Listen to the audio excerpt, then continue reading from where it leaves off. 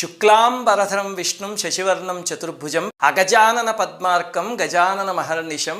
ఈ 2 శ్లోకాలు రాని వాళ్ళు ఎవరు ఉండరు, అంతేనా? రెండిట్లో మనం ఎప్పుడు చదివే తప్పులు 2 ఉన్నాయి. మరి ఇందులో మనం చదివే తప్పు ఏమిటండి? మీరు చూడండి, చాలా చోట్ల నేర్పించేటప్పుడు ఎస్పెషల్లీ పిల్లలకి కానీ సినిమాల్లో కానీ శుక్లాం అంటారు, పిల్లలు శుక్లాం అంటారు. బరధరం అంటారు, బరధరం అంటారు. అది శుక్లాము బరధరం కాదు, శుక్ల అంబరధరం. అందుకని దాన్ని శుక్లాంబరధరం అని నేర్పించండి, లేకపోతే శుక్ల అంబరధరం అని నేర్పించండి. శుక్లాం బరధరం అనకూడదు.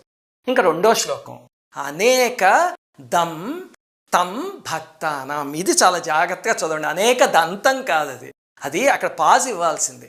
అనేక దం తం భక్తానాం అంటే తం భక్తానాం, నీ యొక్క భక్తులకి అనేక దం, అవి ఏవైనా ఏ కోరికలైనా తీర్చేస్తాడట.